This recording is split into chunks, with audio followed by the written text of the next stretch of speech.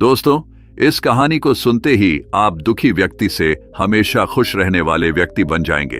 तो चलिए कहानी की शुरुआत करते हैं। बहुत समय पहले की बात है। एक नगरी में एक व्यक्ति रहा करता था, लेकिन वह व्यक्ति दुनिया से बहुत नाराज रहता था। उसकी नाराजगी इस हद तक बढ़ चुकी थी कि वह हर किसी को गलत नजर से ही देखता था। उसे हर कोई गलत नजर आता था। वह दूसरों को गलत और अपने आप को हमेशा एक अच्छा इंसान मानता था। इसलिए उसे हमेशा बस यही लगता था कि यह दुनिया वाले उसके साथ बुरा कर रहे हैं। उसे हर एक व्यक्ति बुरा ही लगता था, फिर चाहे वह व्यक्ति उसके साथ कितना ही अच्छा व्यवहार क्यों ना करे, चाहे फिर वह उस व्यक्ति के साथ कितने ही अच्छे से बर्ताव क्यों ना करे। लेकिन उस व्यक्ति को सभी में केवल बुराइयां ही नजर आती थीं। वह हर व्यक्ति की केवल बुराइयां ही करता रहता था और वह हमेशा एक ही बात कहता कि यह सारे लोग बुरे हैं, केवल मैं ही अच्छा हूं। उसे हर तरफ केवल बुराइयां ही नजर आती थीं और एक दिन वह इन बुराइयों से परेशान हो गया, जिस कारण वह अपना घर छोड़कर एक लंबी यात्रा पर निकल गया। वह यह सोच रहा था कि कभी ना कभी तो उसे कोई ऐसा व्यक्ति जरूर मिलेगा जो उसकी तरह अच्छा होगा, जो उसकी तरह अच्छी सोच रखता होगा, जो उसकी तरह लोगों की मदद करता होगा।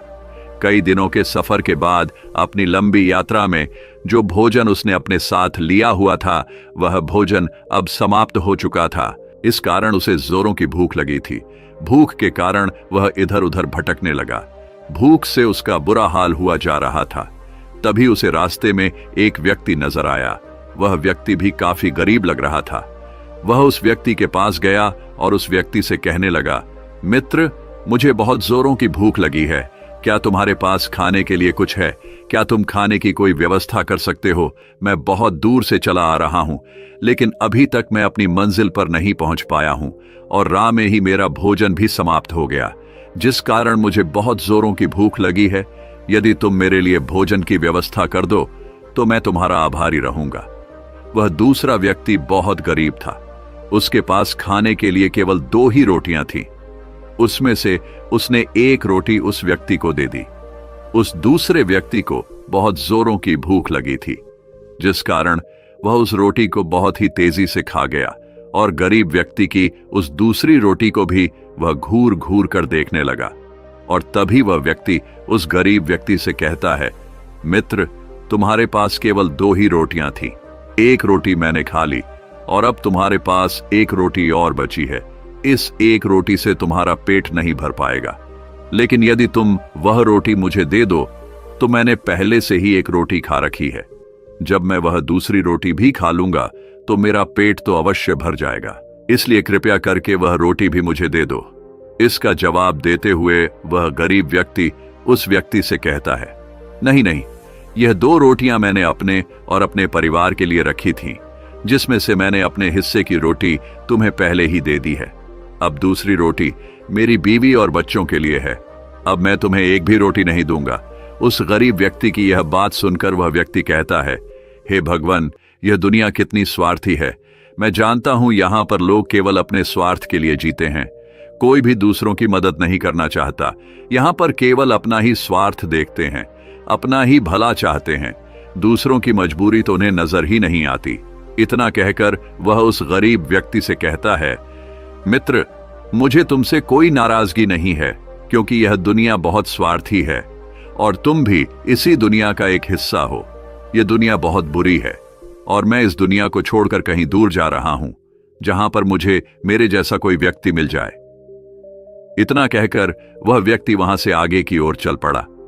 चलते चलते काफी समय बीत चुका था और वह वहां से काफी दूर आ चुका था। सूरज सर पर था और धूप अत्यधिक तीव्र थी। वह व्यक्ति अपने साथ जो पानी लेकर आया था वह भी अब खत्म हो चुका था और अब उसे जोरों की प्यास लगी थी।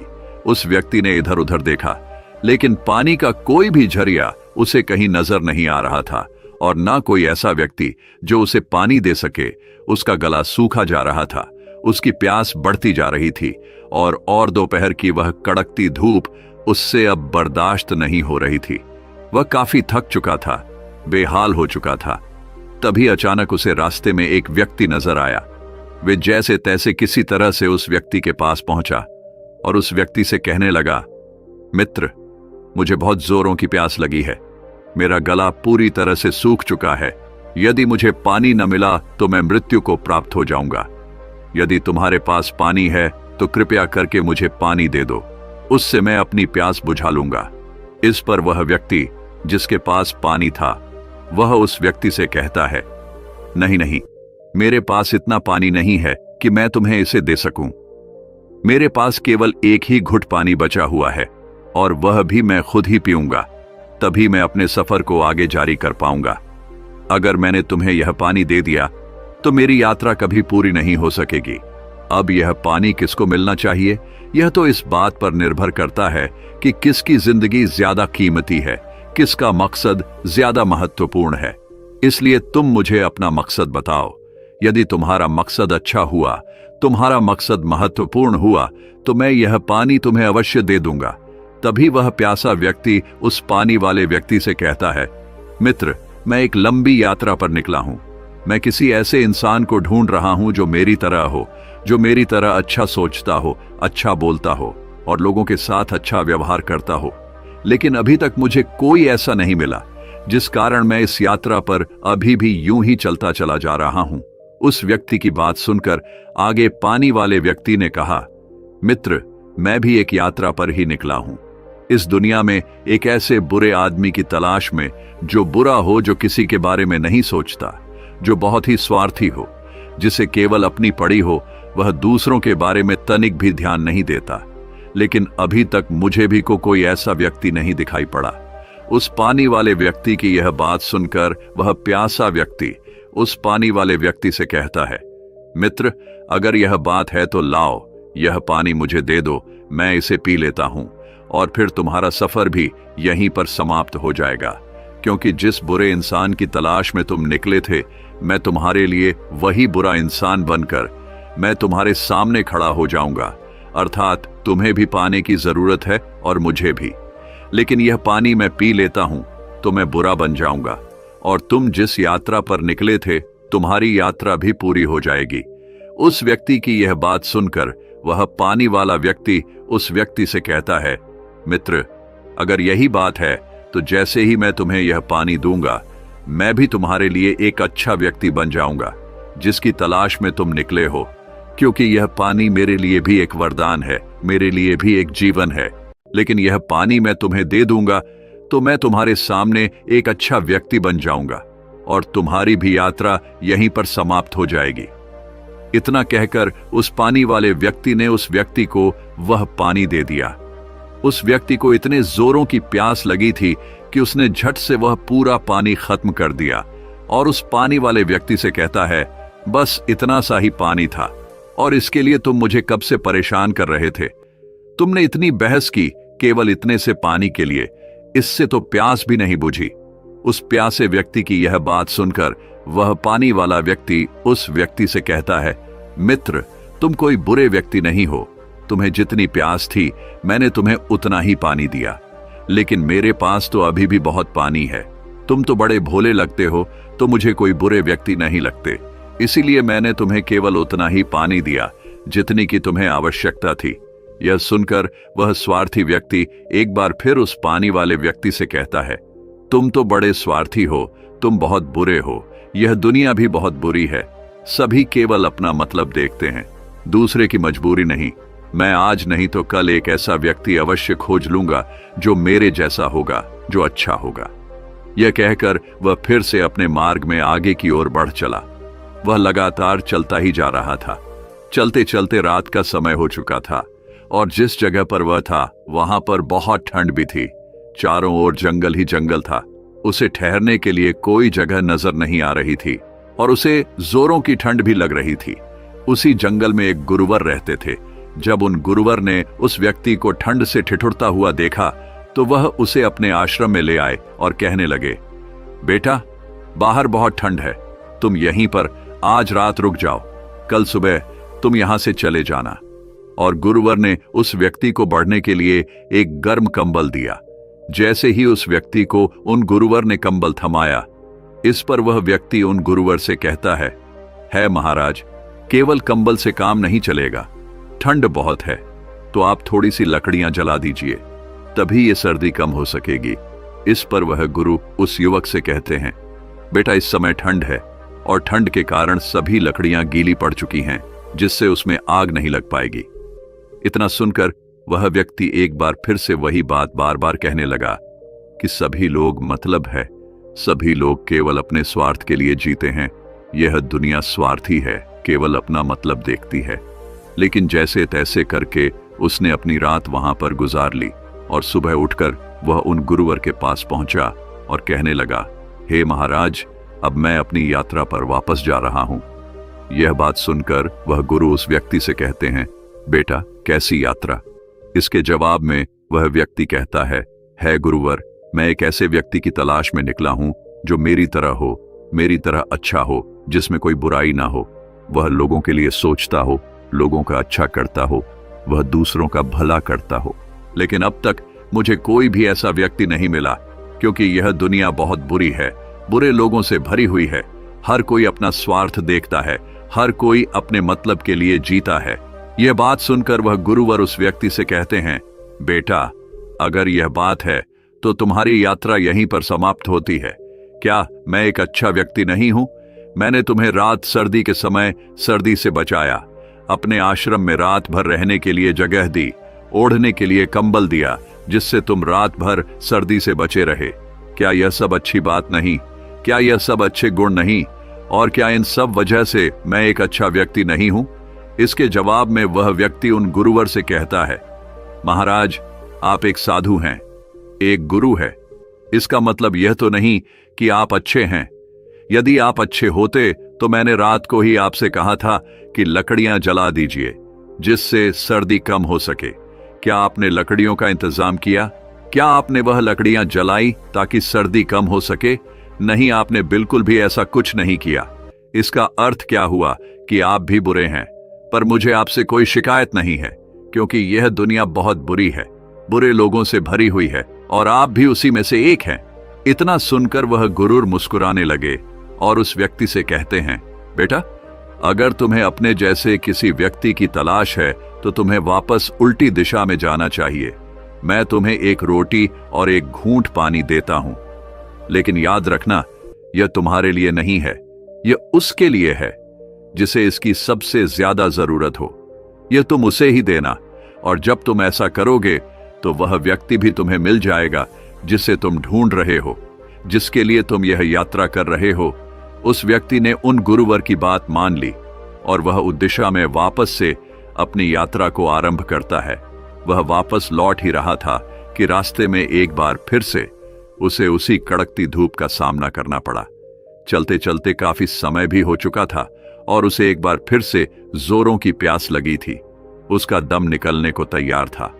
तभी उसे याद आया कि उन गुरुवर ने उसे एक घूंट पानी भर कर दिया हुआ है, और साथ ही साथ उन गुरुवर ने यह भी कहा था कि जिसे इसकी सबसे ज्यादा जरूरत हो तुम उसे ही यह पानी देना। यह सोच उसे यह ख्याल आया कि अभी तो मुझे ही इसकी सबसे ज्यादा जरूरत है, तो क्यों ना यह पानी मैं ही पी लूं। वही यह सोच ही रहा था कि तभी पीछे से आवाज आई। उसने देखा तो उसके पीछे एक औरत खड़ी थी। वह रास्ता भटक चुकी थी और धूप काफी कड़ाके की थी, जिस कारण उसे जोरों की प्यास लगी थी।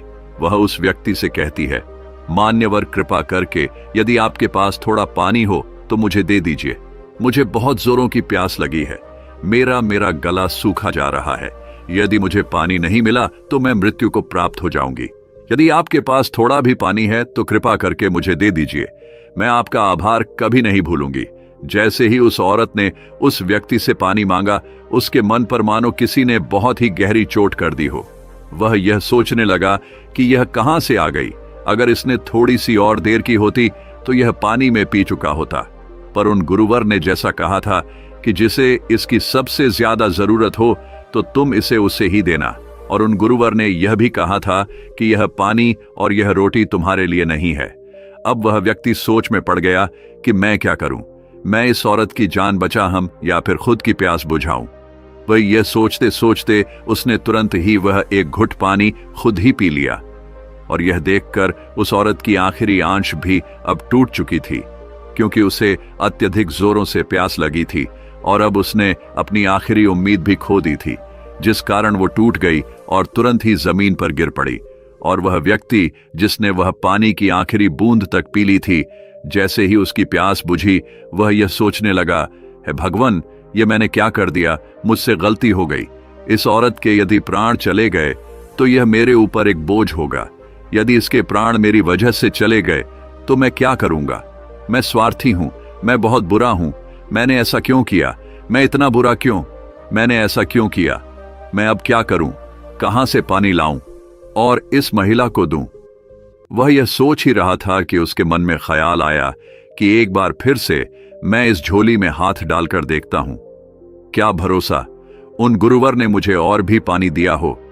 यह सोचकर उसने उस झोली में हाथ डाला, और जैसे ही उसने उस झोली में हाथ डाला, वह बड़ा प्रसन्न हुआ, क्योंकि उस झोली में पानी की एक घुट और बची हुई थी।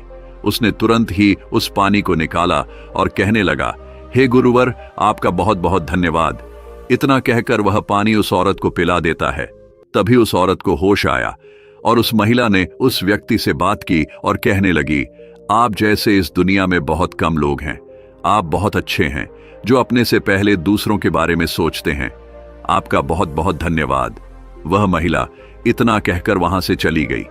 लेकिन वह व्यक्ति जिसने उस महिला की मदद की थी, उसे अपने ऊपर शर्म आने लगी, लेकिन उसने अपने आप को संभाला और आगे की यात्रा शुरू की। काफी देर चलते चलते अब वह काफी थक चुका था। उसे जोरों की भूख लगी थी, लेकिन जो खाना वह लेकर आया था वह अब समाप्त हो चुका था, और जहां पर वह था वहां पर खाने का कोई साधन भी नहीं था। उसने सोचा कि उन गुरुवर ने जो मुझे एक रोटी दी है, क्यों ना मैं उस रोटी को ही निकाल लूं और उससे अपनी भूख मिटा लूं। वह यह सोचकर उस छोटी को उस झोली से बाहर निकालता है, और जैसे ही उससे खाने के लिए आगे बढ़ पाता है कि तभी पीछे से आवाज आती है, और यह आवाज उसी गरीब की थी जिसने जाते वक्त उस व्यक्ति को रोटी खिलाई थी। उस गरीब व्यक्ति ने उस दूसरे व्यक्ति से कहा, मालिक, मेरा बच्चा भूखा है, उसे भूख लगी है, वह भूख के मारे बिलख रहा है, क्या आपके पास खाने के लिए कुछ मिलेगा? उस स्वार्थी व्यक्ति ने उस गरीब व्यक्ति को पहचान लिया और उस गरीब व्यक्ति से कहता है, मित्र, तुम वही हो जिसने मुझे जाते वह रोटियां खिलाई थी, लेकिन उस वक्त मैं तुम्हारा धन्यवाद नहीं कर सका था। मुझे माफ कर देना, लेकिन अब भी मेरे पास केवल एक ही रोटी है और मुझे भी बहुत जोरों की भूख लगी है। तभी वह गरीब व्यक्ति उस स्वार्थी व्यक्ति से कहता है, मालिक, भूख के कारण मेरी पत्नी इस दुनिया को छोड़ चुकी है, और अब यदि मेरे बच्चे को भी खाना नहीं मिला, वह भी मुझे छोड़कर चला जाएगा। उस व्यक्ति ने उस गरीब व्यक्ति की सारी बातें सुनी और उसने सोचा, हो सकता है शायद उन गुरुवर ने इस झोली में और भी रोटियां रखी हों। यह सोचकर उसने एक बार फिर से उस झोली में हाथ डाला, लेकिन अब की बार वह निराश हो गया, क्योंकि झोली में और कोई भी रोटियां नहीं बची हुई थीं। अब वह क्या करे, उसे कुछ भी समझ नहीं आ रहा था। उसने सोचा कि शायद इस व्यक्ति से मैंने पहले ही एक रोटी मांगकर खा ली थी। हो सकता है यह उसी का बदला लेने मुझसे यहां पर आया है। हो सकता है झूठ बोलकर यह मुझसे यह रोटी लेना चाहता है। इसलिए मैं इसके घर पर ही चलता हूं और वहीं पर देखूंगा कि क्या यह सच कह रहा है या नहीं। यह सोचकर उस स्वार्थी व्यक्ति ने उस गरीब व्यक्ति से कहा, ठीक है, चलो है, मैं तुम्हारे घर चलता हूं, मैं देखना चाहता हूं, कहीं तुम झूठ तो नहीं कह रहे। इतना कहकर वह स्वार्थी व्यक्ति उस गरीब व्यक्ति के घर की ओर प्रस्थान करता है। दोनों घर पर पहुंचते हैं तो वह स्वार्थी व्यक्ति यह देखता है कि उसकी बीवी जमीन पर पड़ी हुई है और उसका बच्चा बिलक बिलक कर रो रहा है। यह देखते ही तुरंत उसने अपने थैले से वह रोटी निकाली और उस बच्चे को थमा दी और वह उसकी पत्नी के पास गया। उसने उसका हाथ देखा तो उसे यह पता चला कि वह मरी नहीं है, वह केवल बेहोश हो गई है। यह देखकर उस स्वार्थी व्यक्ति ने उस गरीब व्यक्ति से कहा, मूर्ख, यह मरी नहीं है, यह तो केवल भूख के कारण बेहोश हो गई है और तुम इसे मरा हुआ कह रहे थे। यह सब देखकर उस स्वार्थी व्यक्ति ने एक बार फिर से उस झोली में हाथ डाला। उसे एक पोटली नजर आई। उसने उस पोटली को निकाला तो उसके अंदर सोने के कुछ सिक्के रखे हुए थे। यह देखकर उस स्वार्थी व्यक्ति ने दोनों हाथ जोड़ लिए और कहा, है गुरुवर, आपका बहुत बहुत धन्यवाद। उस स्वार्थी व्यक्ति ने एक बार फिर से झोली में हाथ डाला तो उसे कुछ जड़ी बूटियां भी मिली। यह देखकर एक बार फिर उसने उन गुरुवर का धन्यवाद किया। उस जड़ी बूटी से उसने उस गरीब व्यक्ति की पत्नी का इलाज किया और उन सोने के सिक्कों से उसने उस गरीब के लिए खाने का प्रबंध किया और बचे हुए सोने के सिक्के उन्हें देकर वहां से वह आगे की ओर निकल पड़ा। वह वहां से निकलकर वापस उन गुरुवर के पास पहुंचा और गुरुवर से कहने लगा, है गुरुवार, आपका बहुत बहुत धन्यवाद। आपने मेरी यात्रा को सफल कर दी, मेरे मकसद को पूरा कर दिया। तभी वह गुरु है उस व्यक्ति से कहते हैं, बेटा, क्या तुम्हें वह व्यक्ति मिला जिसकी तलाश में तुम यहां से निकले थे? तभी वह व्यक्ति उन गुरुवर की बात का जवाब देते हुए कहता है, जी हां गुरुवर, मुझे वह व्यक्ति मिल गया जिसकी मुझे तलाश थी। व्यक्ति ने आगे कहा, यह दुनिया बहुत अच्छी और बहुत सुंदर है, लेकिन मैं ही सबसे बुरा हूं और मैं ही सबसे अच्छा भी हूं। मेरे बुरे हो जाने से मुझे यह दुनिया भी बुरी नजर आती है और मेरे अच्छे हो जाने से मुझे यह दुनिया भी अच्छी नजर आती है। इस दुनिया में मदद लेना बहुत आसान है, लेकिन किसी की मदद करना बहुत मुश्किल। मदद देने वाला किस स्थिति से गुजर रहा है, यह कोई नहीं जानना चाहता। उसके ऊपर क्या बीत रही है, इससे किसी को कोई फर्क नहीं पड़ता। लेकिन ऐसे हालात में भी जो दूसरों की मदद करने से पीछे नहीं हटता, ऐसे लोग बहुत कम होते हैं और ऐसे लोग बहुत महान होते हैं। बुरा बोलते वक्त, बुरा सोचते वक्त, बुरा देखते वक्त हमारे अंदर की अच्छाइयां मर जाती हैं और हमें भी यह दुनिया पूरी तरह से बुरी ही नजर आती है। जबकि अच्छा सोचते वक्त, अच्छा करते वक्त, लोगों की मदद करते वक्त जो अच्छाइयां हमारे अंदर उत्पन्न होती हैं, उससे हमें यह दुनिया भी अच्छी नजर आती है। यह जिंदगी बहुत अच्छी है। हमें दूसरों की मदद करनी चाहिए, दूसरों के लिए अच्छा करना चाहिए। इतना कहकर वह उन गुरु को धन्यवाद करता है और वहां से वापस वह अपने घर की ओर लौट जाता है। दोस्तों, हमारी जिंदगी भी कुछ ऐसी ही है। हम बिना कुछ सोचे समझे कि को भी कुछ भी कह देते हैं, वह कितना भी बुरा क्यों ना हो। हम भी ना जाने यह सामने वाले की जिंदगी में क्या चल रहा है, हम उसे बुरा कहते चले जाते हैं, क्योंकि हम तो स्वार्थी हैं। हमें तो केवल अपने मतलब से मतलब होता है। हमें तो अपना काम पूरा कराना होता है। यदि कोई हमारा काम पूरा कर दे तो सब कुछ बहुत अच्छा, और यदि कोई हमारा काम पूरा ना करे तो सब बहुत बुरे। जब किसी के घर में कलश हो रहा हो, दुख और पीड़ा से गुजर रहे हो, तो हमें मजा आता है। लेकिन जब वही आप पर बीती है, तब आपको उसका एहसास होता है, पीड़ा होती है, तकलीफ होती है। ऐसे समय पर ही आप कुछ सीख पाते हैं, समझ पाते हैं, लेकिन फिर भी हमारा ध्यान उन पर नहीं जाता। केवल हम दूसरों की दुख में खुशी ढूंढते हैं, उनकी तकलीफ में हमें मजा आता है, उनकी पीड़ा हमें खुशियां दे जाती है। लेकिन जब अपनी पीड़ा का समय आता है, तब आप रोने लगते हैं, चिल्लाने लगते हैं। मगर इस दुनिया में ऐसे भी लोग हैं जो दूसरे की पीड़ा को अपनी पीड़ा समझते हैं, उनकी तकलीफ में वह उनकी मदद करते हैं, उन्हें समझते हैं, दिन रात उनकी सेवा में लगे रहते हैं।